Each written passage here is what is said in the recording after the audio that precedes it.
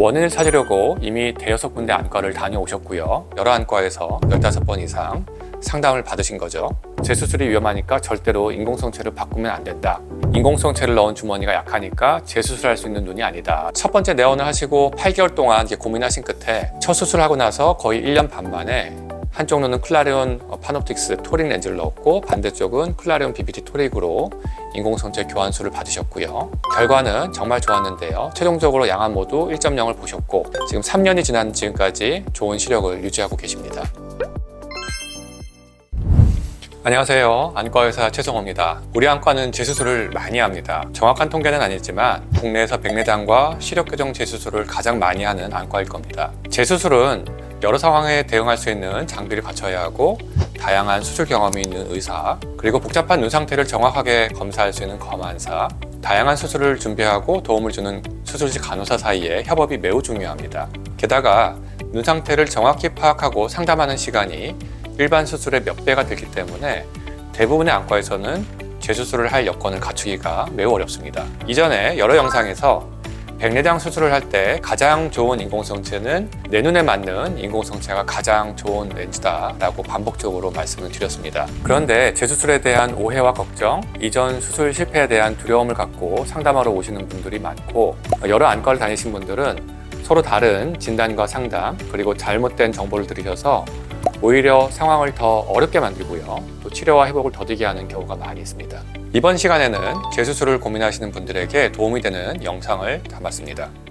첫 번째 사례는 서울에서 멀리 떨어진 지역에서 한쪽 눈만 다초점 렌즈 삽입술을 받으셨고요. 이후에 걸어다니는 것이 불편할 정도로 어지럽고 두통이 발생한 분입니다. 원인을 찾으려고 이미 대여섯 군데 안과를 다녀오셨고요. 원인을 모른 채 저를 찾아오셨습니다. 검사를 해보니까 인공성체 도수가 맞지 않아서 생긴 문제였고요. 인공성체를 교환하거나 안경 착용 또는 라식 같은 수술로 증상이 해결될 문제라는 것을 확인을 시켜드렸죠. 그런데 안구건조증이 심하셔서 라식이나 라섹 수술은 권해드리지 않는 것이 좋을 눈이었습니다. 그런데 첫 수술한 안과를 다시 가니까 재수술이 위험하니까 절대로 인공성체를 바꾸면 안 된다. 라섹으로 교정하자 라고 하셨다고 해요. 또 다른 안과를 가셨어요. 이건 역시 인공성체를 넣은 주머니가 약하니까 재수술할 수 있는 눈이 아니다 라고 하니까 안경이나 라섹 수술은 받기는 싫고 또 재수술은 겁이 나서 걱정이 많을 수밖에 없었겠죠. 제가 봤을 때는 이분의 경우 인공성체 교환술로 충분히 회복될 수 있는 상태였습니다. 하지만 안과 의사마다 서로 다른 말을 하다 보니까 결정을 못 내리시고 우리 안과도 한 5번 정도 반복해서 내원하실 정도로 걱정이 많고 쉽게 결정을 하지 못하셨어요. 대충 잡아도 여러 안과에서 15번 이상 상담을 받으신 거죠. 하지만 우리 안과에서 다른 도수의 BBT 렌즈로 성공적인 교환 수술을 받으셨습니다. 수술은 채 10분도 걸리지 않았고요. 다른 안과에서 말했던 약한 수정체 주머니는 매일같이 재수술을 하는 저희 안과 입장에서는 충분히 해결할 수 있었기 때문에 환자분이 결정을 못하시고 걱정스러운 표정으로 내원하실 때마다 제가 보기에 좀 너무 안타까웠죠. 따라서 환자 입장에서는 그 설명이 서로 다르기 때문에 혼란스럽고 걱정스러울 수밖에 없고 또 안과 의사들이 정말로 경험이 많은지 능력이 있는지 정확하게 파악하기 힘든 어려움 때문에 걱정이 생기고 두려움을 느끼게 되는 것이죠. 두 번째 사례를 말씀을 드리면요. 서울에서 유명하다고 하는 대학병원에서 백내장 수술을 받고 내원을 하셨습니다. 대학병원에서 양안에 아이엔스라고 하는 인공성체로 백내장 수술을 받으셨어요. 그런데 막상 수술을 받고 나니까 시력은 수술 전보다 먼 거리, 근거리가 제대로 보이지 않아서 너무 불편했다고 합니다. 그런데 아이엔스는 단초점 렌즈인데 이분의 경우에는 중간 거리에 초점이 맞춰져 있다 보니까 먼 거 가까운 것이 잘 보이지 않게 된 것이죠. 또 이분은 수술을 받을 때 아이엔스가 다초점 렌즈처럼 작동한다고 설명을 듣고 수술을 받으셨다고 해요. 아무튼 대학병원에 다시 찾아가서 재수술을 받고 싶다고 했지만 그 교수님은 렌즈 교환술은 절대 받으면 안 된다. 3개월 이내에 해야 하는데 이미 지났다 하면서 쫓기듯이 진료실에서 나오셨다고 합니다. 그래서 재수술에 대해서 크게 겁이 나셨다고 해요. 그럼에도 너무너무 불편하니까 이 상황을 해결하고 싶어서 여기저기 알아보시다가 저를 찾아오셨습니다. 이렇게 처음 저희 안과에 내원하셨을 때 환자분이 많이 힘들어하시고 걱정이 많으셨기 때문에 정밀한 검사를 통해서 꼼꼼하게 검사를 했고요. 다행히 다른 종류의 인공성체로 교환을 해서 시력을 회복하는 것이 충분히 가능한 상태였습니다. 하지만 절대로 재수술이 안 된다는 교수님의 권위에 눌려서 결정을 못하고 있었고요. 또 앞선 사례처럼 여러 번 저를 다시 찾아오셨어요.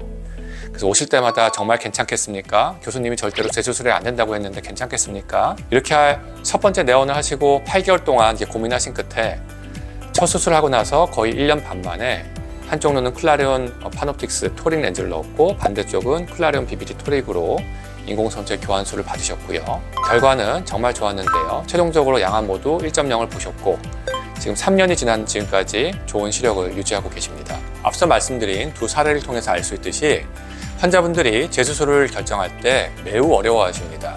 특히 안과 의사 입장에서는 재수술에 대한 전문적인 교육 과정이 따로 있지 않기 때문에 각자의 경험과 노력으로 지식을 쌓아야 합니다. 다양한 환경에 대처할 수 있는 장비와 숙련된 의료진, 꼼꼼한 검안사들의 협업이 무엇보다도 중요하죠. 또한 더 좋은 결과를 얻기 위해서 데이터를 모으고 분석해서 국제학술지와 학회에 보고하고 더 좋은 방법을 찾아내서 환자에게 적용한다면 가장 이상적이겠죠. 바로 우리 안과가 지향하는 목표이고 꽤 많은 부분에서 이뤄내고 있습니다. 오늘은 재수술 때문에 내원하신 분들과 상담하면서 안타까웠던 부분과 또 오해나 잘못된 지식 때문에 곤란한 상황까지 갔었던 경우를 말씀을 드렸습니다.